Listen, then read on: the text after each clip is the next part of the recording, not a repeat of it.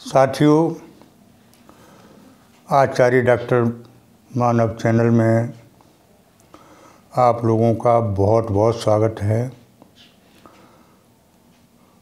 साथियों, आज हम आप लोगों को मिथुन राशि का भविष्यफल बता रहे हैं, जो कि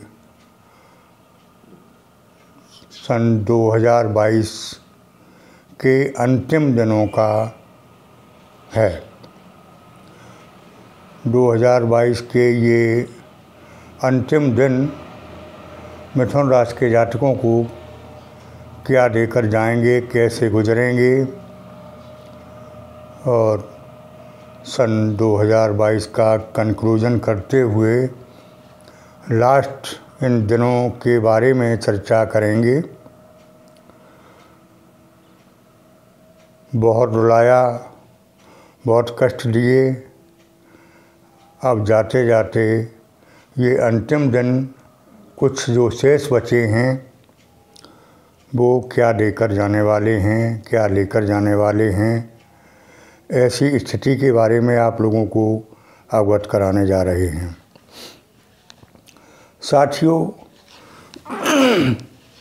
आप लोगों की भी बात सही है जो कमेंट में भेजते हैं, तो थोड़ी समझ की बात है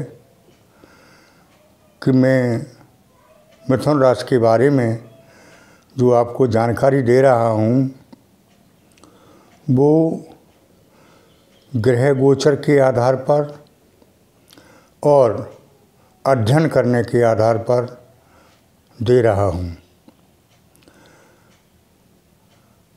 साथियों, एक नाम के लोग बहुत होते हैं। एक नाम का राजा होता है, उसी नाम का भिखारी भी होता है। तो ये जो है, मैं जो भविष्यवाणी कर रहा हूँ, बता रहा हूँ, ये 100% लोगों पर खरी नहीं उतरती है। इस बात की जानकारी आप लोगों को होना चाहिए। जैसे कि कमेंट में लोग कह देते हैं, बहुत से ये कहते हैं कि गुरुजी बहुत अच्छा कह रहे हैं, बहुत अच्छा बता रहे हैं, और 90% मेरे ऊपर ये सब बातें घटित हो रही हैं। उनमें से कुछ लोग ये भी कहते हैं कि कुछ नहीं हो रहा है। तो इसके बारे में थोड़ी चर्चा करते हैं कि ये बात आप लोगों की बिल्कुल पूर्णतः सत्य है कि बहुत कुछ हो रहा है और कुछ नहीं हो रहा है। साथियों, जन्म कुंडली के आधार पर जिन लोगों के ग्रह नक्षत्र मजबूत पड़े हुए हैं कुंडली में, उनका बहुत कुछ हो रहा है। 80% मेरी बातें उनके लिए सत्य होंगी। जिनके ग्रह नक्षत्र कमज़ोर पड़े हुए हैं उनके लिए शायद है 40% बातें सत्य होंगी।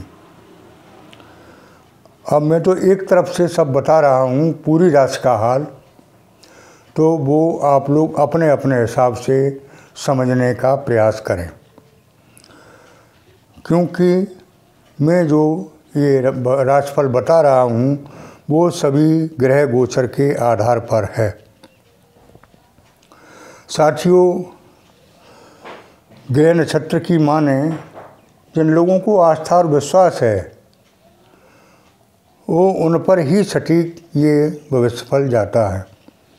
जिनको विश्वास है ही नहीं तो वो अपने कर्म पर विश्वास रखें और कर्म का भी फल अवश्य ही मिलता है, ये अवश्य संभावी है। तो साथियों, चर्चा करते हैं आगे। बुध राशि के स्वामी हैं और सप्तम में गोचर कर रहे हैं। 3 त्रिकोण को बुध अकेले कवर कर रहे हैं। देवगुरु दशम में गोचर कर रहे हैं, सप्तम के स्वामी हैं। शनि अष्टम में हैं, विपरीत राजयोग बना रहे हैं। गुरु दशम भाव में हंस महापुरुष राजयोग बना रहे हैं। देवगुरु पर राहु केतु की दृष्टि नहीं पड़ रही है। शनि 17 जनवरी तक अष्टम भाव में रहेंगे। देवगुरु और शनि मार्गी हो चुके हैं, दशम भाव को प्रभावित करेंगे।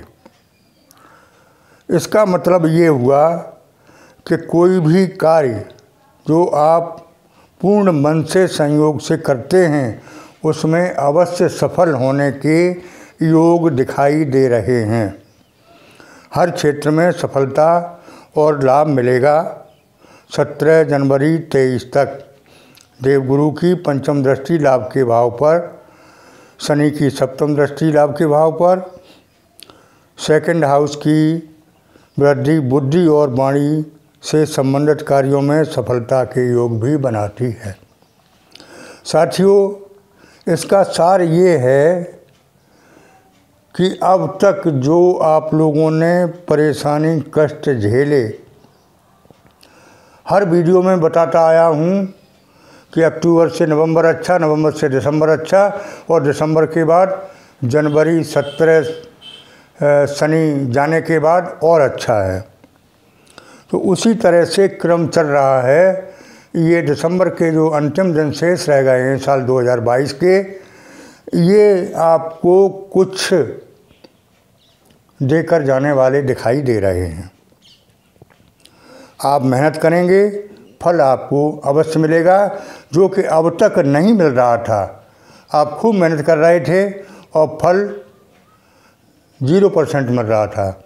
अब आप 0% मेहनत पर भी फल 100% प्राप्त करने के योग बन रहे हैं।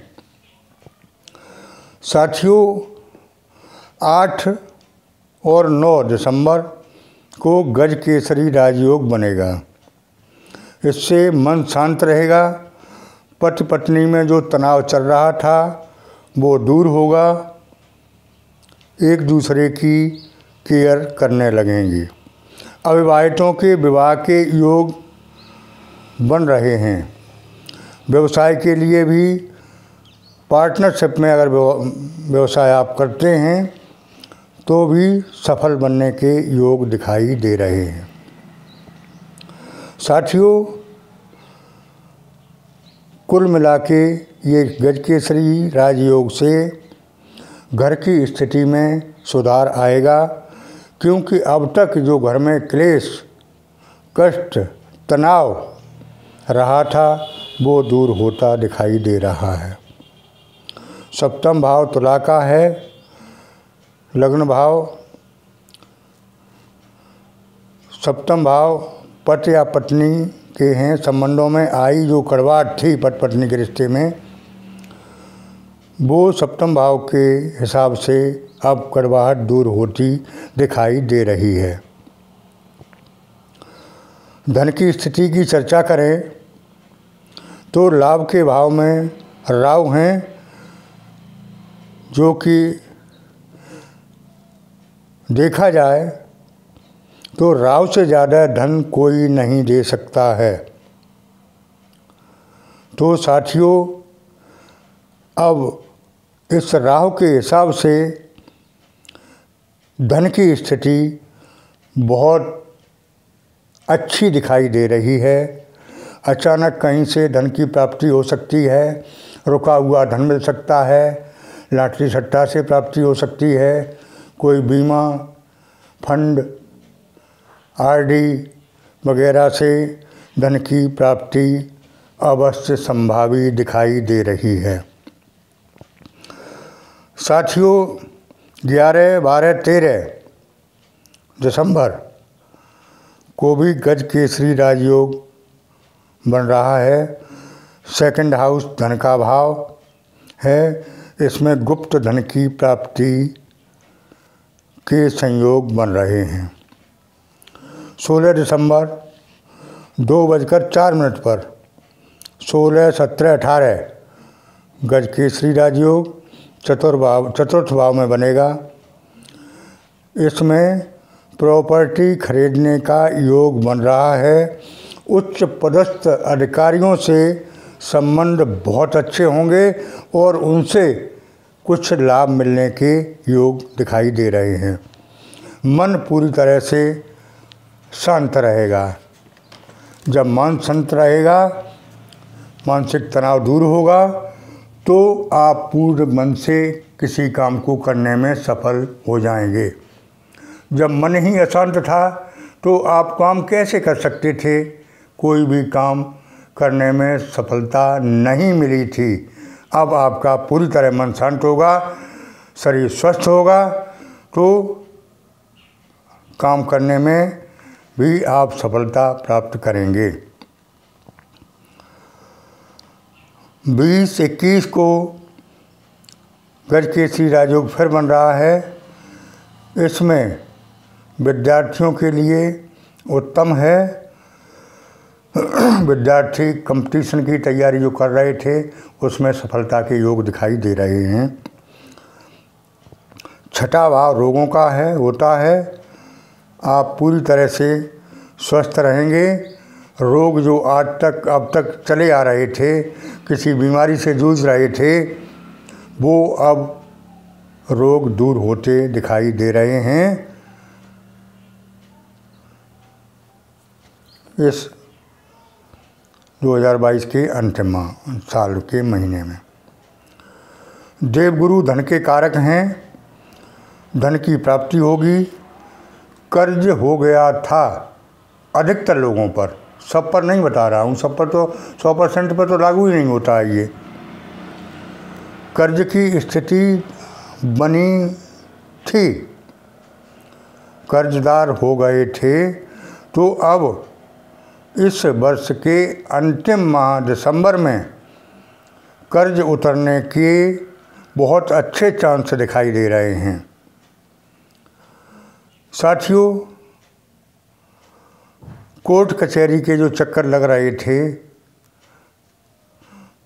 बिना मतलब के, किसी ने केस लगा दिया, किसी ने झंझट कर दिया, किसी ने कुछ कर दिया, तो वो चक्कर लगाना भी अब समाप्त होता दिखाई दे रहा है।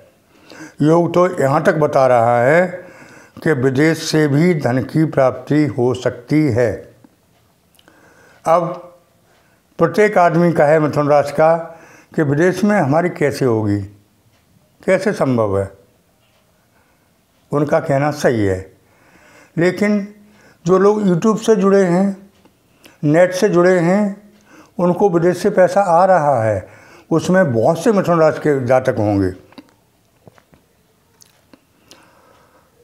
28-29 दिसंबर को गजकेसरी राजयोग फिर बनेगा और इसमें कोई नया कार्य आप कर सकते हैं। जो नौकरी में सेवारत हैं, चाहे वो सरकारी हो या प्राइवेट हो, उनके संबंध बॉस और सहकर्मियों के साथ मधुर बनेंगे, अच्छे बनेंगे, जिनमें अब तक कटता थी। साथियों, ये रहा दिसंबर माह के यानी वर्ष 2022 के अंतिम चरण का भविष्यफल। कंक्लूजन देखा जाए तो ये अंतिम दिन यानी सन 2022 ने खूब रुलाया। जो कुछ बिगाड़ना था बिगाड़ दिया, बहुत कुछ बिगाड़ दिया, बहुत कुछ उजाड़ दिया, तहस नहस कर दिया। लेकिन अब ऐसा लग रहा है कि जाते जाते सन 2022 मिथुन राशि के जातकों को बहुत कुछ देकर जाने वाली है। अब देखते हैं आगे क्या होता है, भविष्य के गर्त में है। आप लोग कमेंट बॉक्स के ज़रिए ज़रूर बताएं कि क्या मैं सही कह रहा हूँ। अगर सही कह रहा हूँ तो ओम नमः शिवाय, हर हर महादेव कमेंट बॉक्स में लिखें और ओम नमः शिवाय महामंत्र का जाप करें। महादेव वरदानी हैं, बहुत कुछ देते हैं। थोड़ी सी याचना में, थोड़ी सी पूजा में बहुत जल्दी प्रसन्न हो जाते हैं। सबसे ज़्यादा प्रसन्न होने वाले देव महादेव हैं। इनको आप प्रसन्न रखिए तो बिगड़े हुए भी कार्य बनेंगे और मुसीबतों में आपका साथ ज़रूर देंगे, ऐसी मुझे पूर्ण आस्था और विश्वास है, क्योंकि हमारे इष्ट भोलेनाथ ही हैं। मुझे दिया है तो आपको भी अवश्य देंगे। मैं भी मिथुन राशि का जातक हूँ, इसलिए मिथुन राशि के जातकों के दुख दर्द को अच्छी तरह समझ रहा हूँ। साथियों, उपाय के रूप में बताएं, कुंडली में ग्रह मजबूत हैं तो ग्रहों का पूरा लाभ मिलेगा। ये मैं पहले भी कह रहा था, अब भी कह रहा हूँ। अब मंगल के लिए आपको क्या उपाय करना है? बजरंगबली का पूजन करें, हो सके तो मंगल को व्रत रखें और हनुमान जी का पूजन करें, हनुमान चालीसा पढ़ें, बजरंग बाण पढ़ें, आपको मंगल की शांति मिलेगी। देवगुरु बृहस्पति के लिए बृहस्पतिवार का व्रत रख सकते हैं, केले का पूजन करें, हल्दी केसर का तिलक लगाएं, माता पिता गुरु का सम्मान करके आशीर्वाद लें, पीले वस्त्रों को धारण करें और हो सके तो पीले वस्त्र दान करें।